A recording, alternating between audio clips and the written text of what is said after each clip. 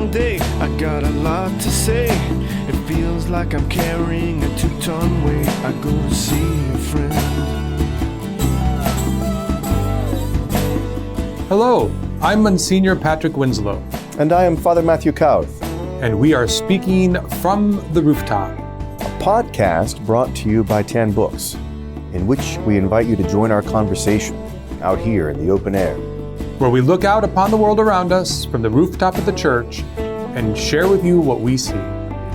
Makes me wanna scream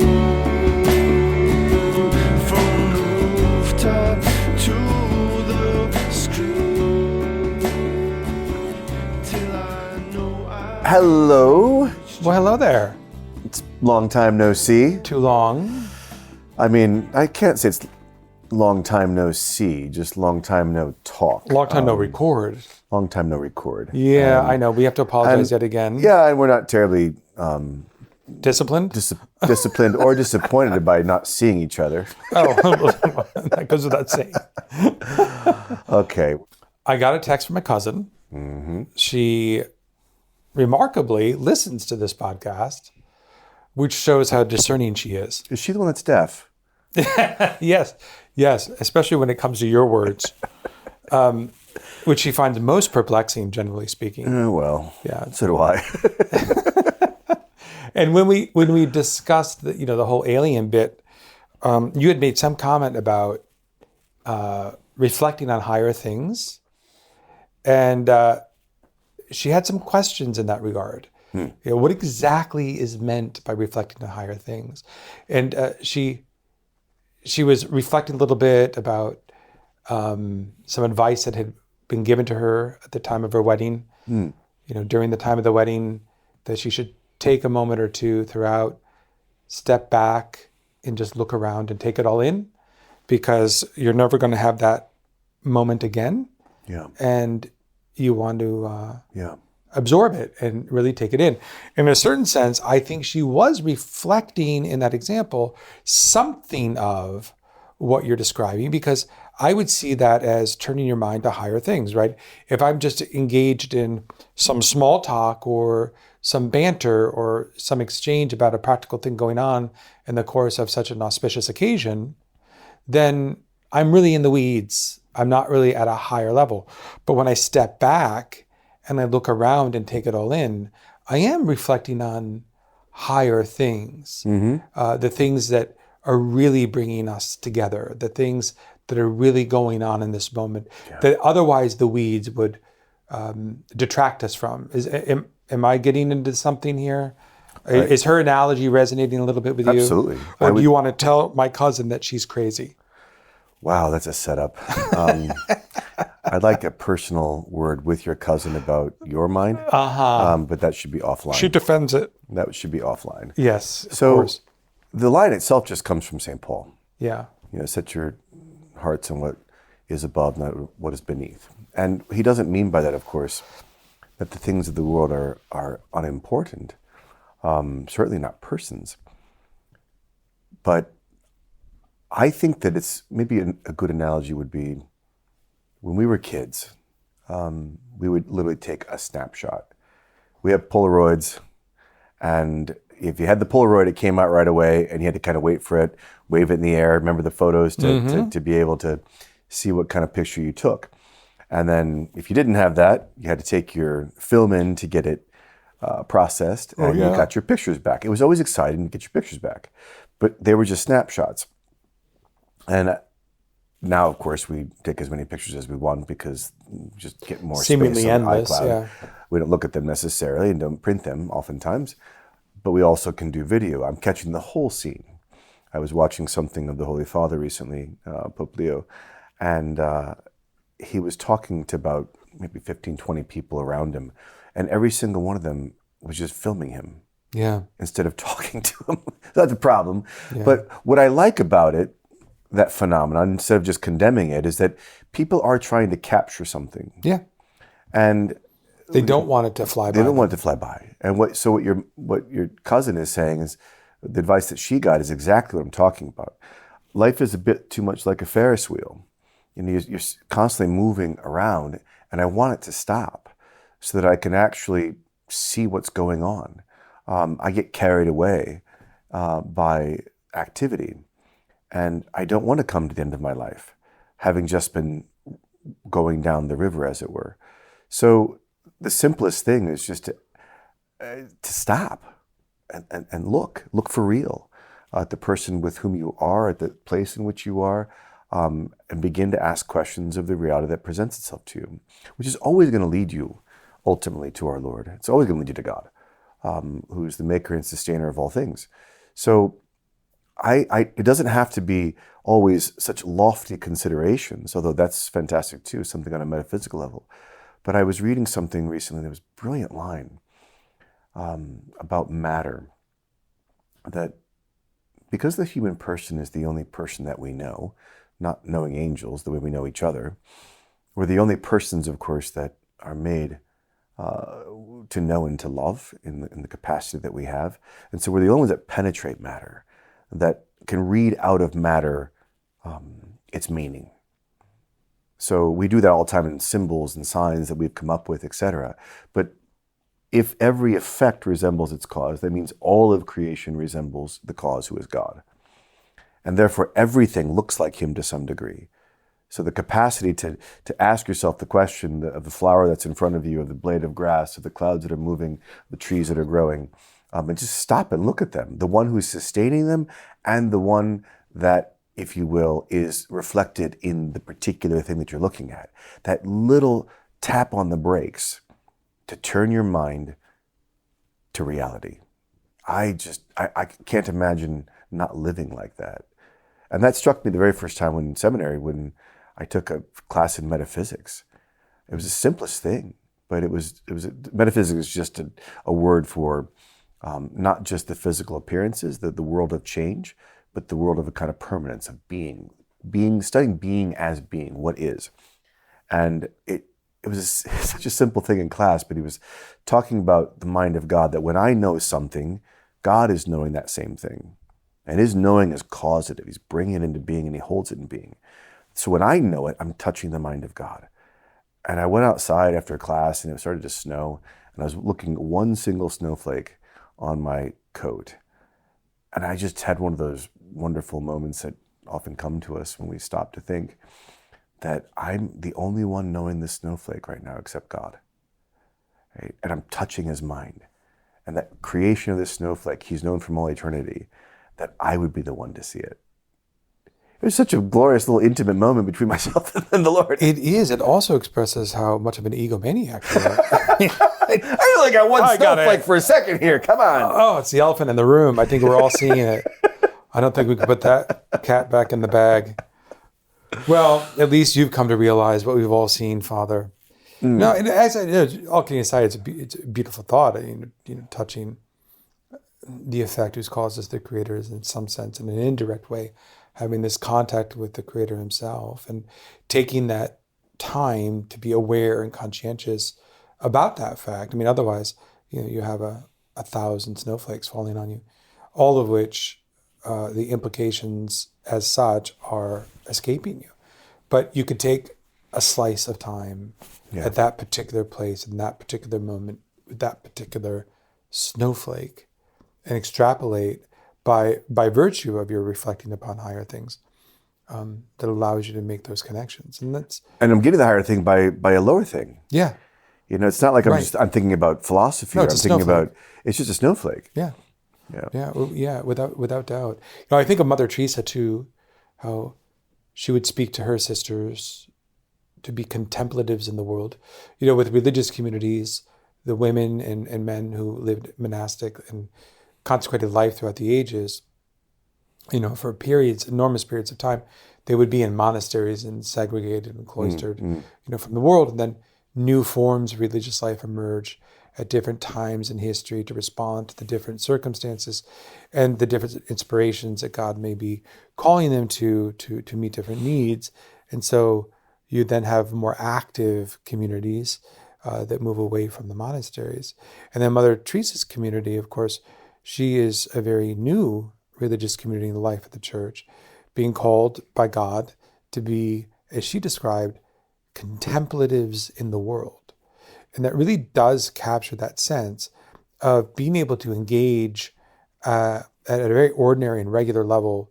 All of the work, especially the work that they were doing, is serving the poorest of the poor, which often involved tending to very sick and infirmed individuals, cleaning floors, scrubbing toilets, doing really the most basic of work, and oftentimes in the most distressing of circumstances.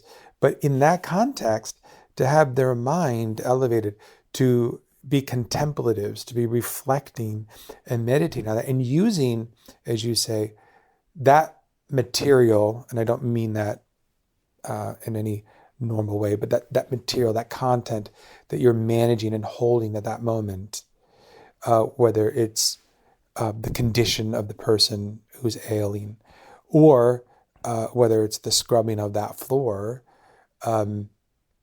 is a means to jump off into that level of contemplation.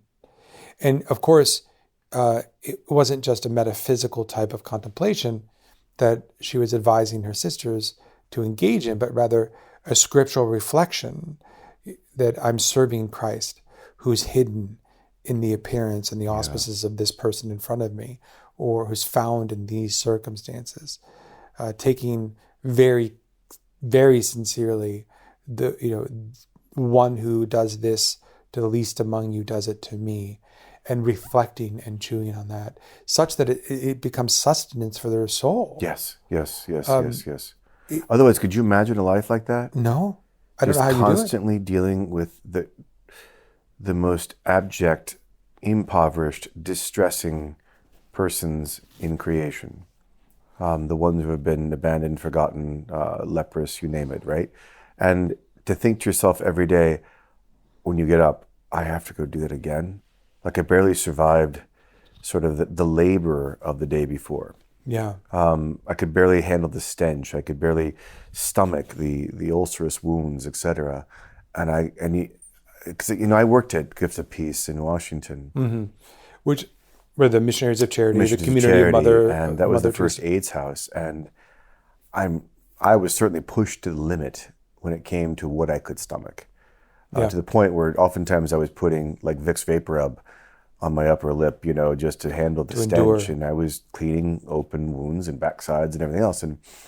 But the difference, and I felt really good about it, and the whole thing was extremely edifying to me, but I went home. Yeah. Like I only did it once a week. And at 4:00, I clocked out, and the sisters stayed there. They didn't get rid of the smell. That was their life. And so again, talking about higher things is that it's not looking up necessarily. It's oftentimes burrowing down and through in the person that's in front of you, that this person has an eternal destiny. And I'm the only one taking care of him right now. I had a lot of patients in that house that died with me and just by myself. And you were the only person, the last bridge between that person and his eternal destiny. That's wild. So it's a privilege, but it's also really hard. And I don't want to sugarcoat that stuff as if you can just kind of walk in, again, because I could leave. I thought to myself, could I do this for the rest of my life? Part of me wants to believe that I could, but I'm not so sure. And it takes them, and I worked with them in Rome as well, in their Tertian house. That's where they kind of prepare for the missions. Mm-hmm. And I had the same class with whom I worked for basically 3 years. And when they graduated and got their blue and white veils, do you remember Charlotte's Web? Remember the old Vaguely. Children's book? Well, at the end, Charlotte has a bunch of little spider babies, and the pig is really happy that the family of friends is so much bigger. But as soon as they get born, they make these little parachutes. They catch the wind, and they just go to wherever the wind takes them. Sounds disgusting. It's horrible. But it's what it felt like with these sisters. They get their veil, and at the same time, they get an envelope. It tells them where in the world they're going. Where in the world, yeah. And it could be anywhere, because they're all over the world. And they all just flew away one morning. Amazing. That kind of commitment and self-abandonment, you're forced, I suppose, pierce the veil of flesh, of matter, and to see the meaning behind it, to think about higher things in that sense, when the surroundings that you have aren't pleasing. You know, we can live in very luxurious places, and it never satisfies the human heart's desire to see meaning. And yet you can live in the most abject of places and live in an eternal paradise. I never got there because I never stayed. But I think there's another way also to understand what St. Paul is meaning by higher things. Obviously, we've been talking about seeing through the circumstances, or even through the matter or the material itself, metaphysically. to its meaning, yeah. To its meaning. But I do believe that you could also regard higher things as putting things in their proper context and sense of proportion. So to see things in light of the eternal horizon. Oh, I just was talking about it today with someone. Is that right? A whole meeting today with someone. Go ahead, No, please. well, I just think it's another way to understand what St. Paul's talking about when we say, or have our mind on higher things. It's not necessarily through the experience per se, or through the metaphysical reflection of something in per se in itself, but just seeing it in its proper context. I think is another way to do this. Yeah, I don't remember the phrase I used, but it was something about being in relation to eternity, right? So especially eternitatis, under the aspect of eternity. Like what, as you and I get older, we've talked many times about the fact that things that would have been hot button issues for us when we were new priests, as it were. It's not that they're not important, but in the light of the whole thing. Yesterday, I mentioned to my mother and my sister who's in town. She's a nun, Sister Catherine Marie. She's a Hawthorne Dominican, and we were just talking at dinner about the fact that it's amazing when people can have these skirmishes and fights and whatever else, and they last a long time, and emotions take a long time to die down and heal, and you come back together because you're family or your friends or whatever, and all of that goes away the moment there's an actual tragedy. Right. No one cares. The small things become small again. They become small. They become redimensionized by the difficult reality, and. It was spurred on because there was someone at the restaurant that we were at, and he must have had to wait for 5 or 6 minutes for the waitress to come, and he slams his hand down, and he's with his wife and a couple other people, and he says, "That's it, I'm waiting no longer, I'm out of here." And he storms off. The wife's upset, she's embarrassed, the people are talking about, they're right next to us. You couldn't not, it was such a manifestation. It was a scene. And you realize it's going to play out. She's going to go home. She's going to chastise her husband, which he deserves to be chastised. Right. This is going to go back and forth. But if I'd stopped them both and said, "Hey, I just got a call from your daughter. Who cares when the waitress comes? In other words, your daughter's in trouble, she's in the hospital, whatever else. Who cares if you get food or not? Who cares if it just all of a sudden redimensionizes everything?" Right. And it's a way in which to elevate the mind to the higher things by putting things in their proper proportion, as you say, redimensionalized. I think it's incredibly important. It's often the place where we get lost because we are in the forest, or in the trees, I should say, that we lose the forest. And we have to step back and put things in the right proportion. I mean, think about the number of things that we get stressed out about in a given day. And then you look back over the course of your year, and probably the vast majority of those things are not even memorable. Yeah. So true. And how much did they draw of your life? Of your life. I mean, literally sucking the energy of your life. Yeah, when you say draw, that is the word. Yeah. Like, and, you wonder,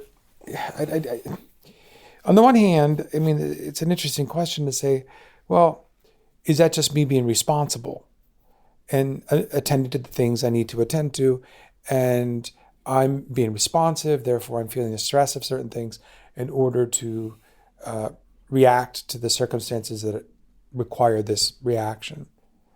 I'm not so certain. I think at some level, when you're vested with responsibility, you're going to feel a little bit of Sure. perpetual drag on your life and energy just a bit, because you're always going to have a layer of concern, not in a bad way, but in an appropriate way.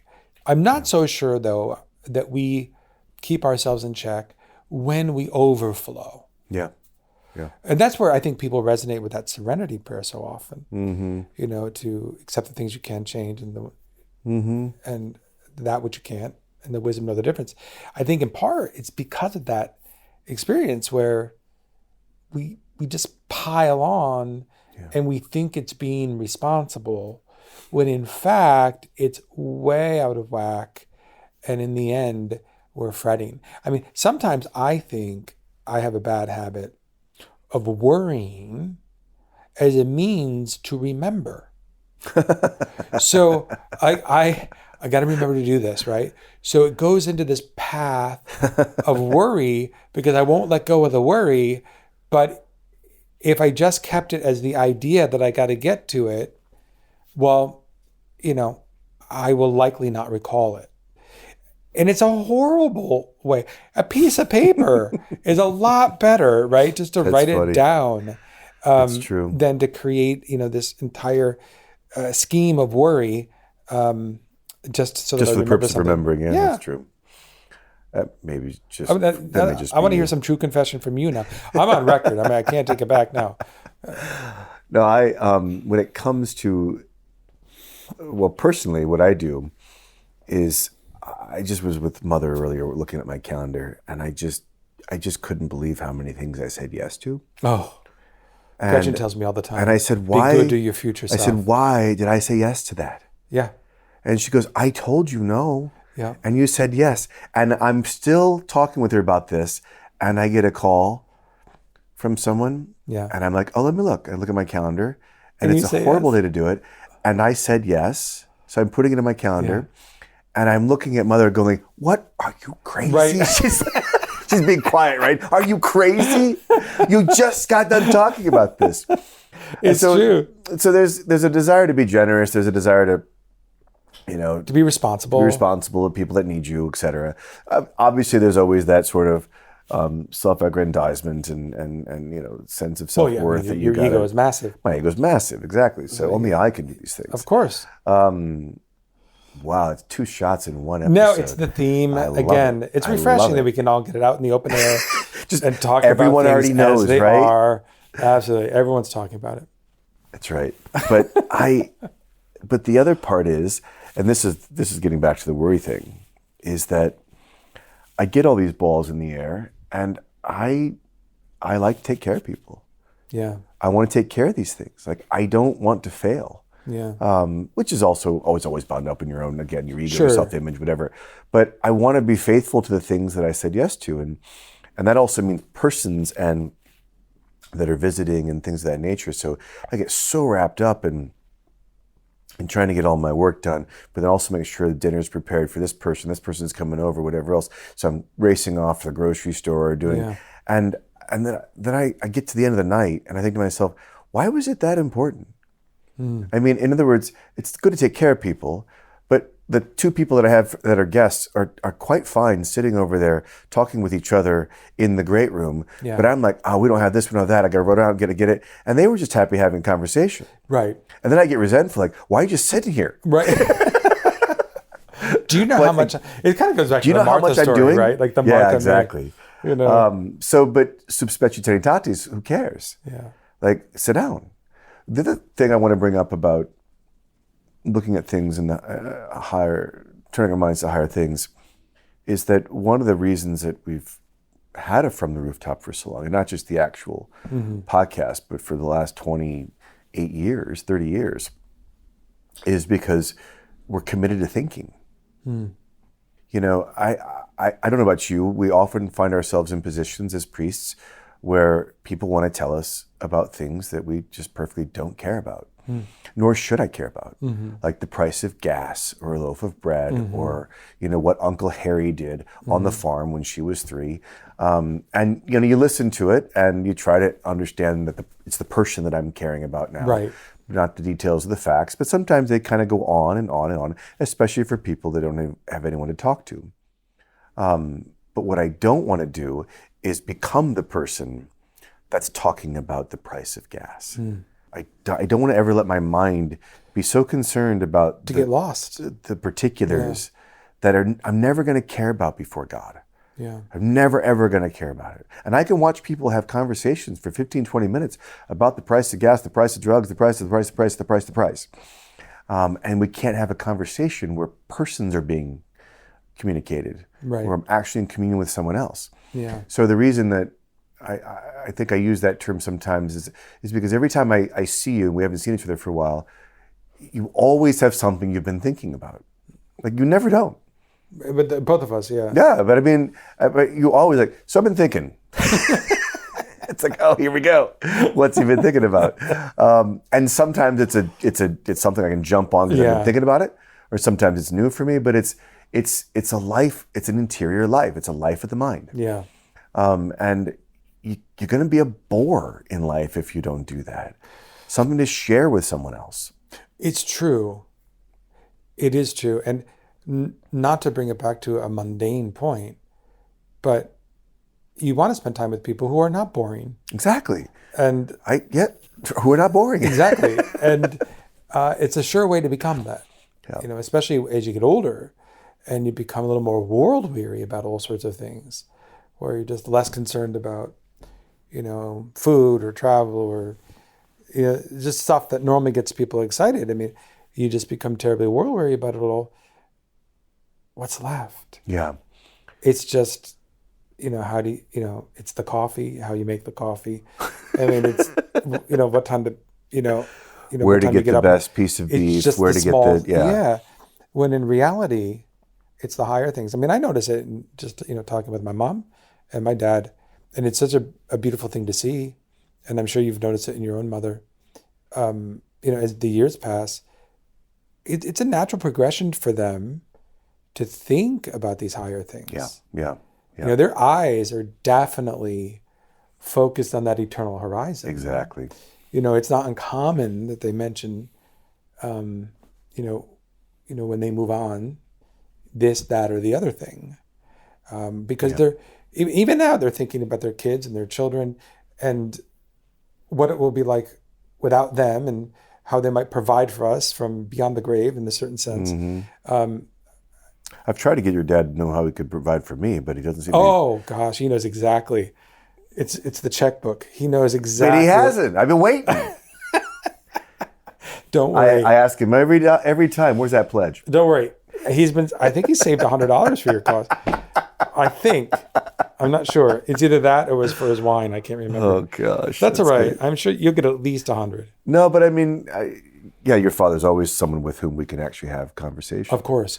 Well, he's always spinning on the scripture. Yeah. That's why he does Bible studies all the time. Yeah. And, it's interesting, too, and maybe we can wrap up with this a little bit. We've often talked about the virtue of play and the way in which contemplation, which is what we're talking about, it's just natural contemplation. Putting your eye not on the things that are so particular and change, but on essences, seeing things as they really are, stopping the Ferris wheel, looking at things, having an interior life, etc. It's a kind of contemplation. And St. Thomas has just a great line that play is like contemplation. Because what you're doing when you're playing is you've lost yourself in a whole. Like you're kind of stepping out of the time continuum, as it were. That's why when you play a fun game with someone, you're all invested. Yeah. You forget about what's going on around you. That's a good way to put it. Where the sun is, where the wind is. You don't think about the price of gas. You're lost in a game. You're lost in it. Yeah. And that sense you're fully present to something. So I think that what you and I have always expressed about get-togethers is there has to be conversation about real things, and there has to be play. Yeah. I realize we don't have to sit around and talk about high things for like 5 hours, right? But we should have conversation. And when we're tired of conversation, we better play, or else we're going to get boring. Right, exactly. Very, very boring. Which is why I have no time for people to say, I don't want to play. Yeah. It's like, of course you do. You just won't admit it. or Yeah. who refuse to accept your humanity. Yeah, Or and there's everyone something always deeply wrong enjoys with it when they do. What's that? It just requires that little bit of Yeah. overcoming of self. Yeah, You get off the couch for a second, or stay on the couch depending what the game is. exactly. We got to do something. So And I think certainly, I think what can happen in my case, and probably yours as well, is that people might kind of shy away from the game or the play part because they know they're going to lose. oh yeah, that's for And sure. so they just went, That's for I'm not interested in that. Yeah. When in reality, It's a fear of loss. it's a complete fear. But that's a whole nother episode. Whole nother Yeah. episode. Yeah, We'll get there. and not that capacity to kind of laugh at yourself and be a buffoon. Oh yeah. So, But we are also that good. well, that's true. Good point. Good point. We don't ever lose. When you're that good. So before we go, I got a gift that came in the mail. I had no idea what it was. For my 25th priestly anniversary, which was on June 3rd. That's a public pronouncement for those of you that want to send a gift. My uncle, God bless him, he sent me a King Song electric unicycle. An electric unicycle? So you don't sit on it. This is kind of the rage right now, right? Oh, it's like the wheels between your feet. Exactly. And the thing is insane. I You're liked gonna his. end I up went over to dead. his house for Thanksgiving. My family was going for Thanksgiving. We were over there. He taught me how to use it. And I was going all over the place with his. His is kind of a small, simple one. Yeah, I've seen this. And then he bought me this insane thing. It does like 55 miles an hour. No. It's got shocks and the whole thing. You're gonna be dead. I know. So I was out there yesterday, and I had about 40 minutes that I could kill, and I was all over the campus. That thing is really fun. Is that right? It's really fun, but it's dangerous. Yeah. Yeah. So this might be my last episode with you. All right, we got to talk about your arrangements because I am not going to do another priest funeral who didn't make arrangements. Fair enough. I I've done none. need the will. I want the liturgical preferences. I want it all because this is an unpleasant part of my life. I was just going to say, you're talking about I'm speaking in real time. In real about time. trying to manage things. I mean, I love our brother priests, but it would be nice Sure. if we took care of a few Well, I'll details. leave your dad $100. Okay. Since he's never going to give me money. Oh, before we go, nothing really comes to mind. But I can tell you, and I think I was mentioning it before, how I've been caught up in a battle with the deer in my neighborhood. So Those ferocious creatures. I thought that I did not have a properly green thumb because the flowers out in front of the yard, they just die or they get whittled down to nothing. I don't know I didn't know what was going on. And it's you put them in and you've got all these beautiful flowers. They go away and they never come back. And I'm thinking, what is going on? So one morning I'm in the bathroom and I'm looking out the window and I see like 7 deer all just sitting around on the front lawn. At the smorgasbord of your And they were just largesse. sucking in the very few flowers that had blossomed, and I watched them disappear one by one. And then they would nibble almost like lettuce on the stems, and they would All the way down. This flower would go. I'm like, what is going on?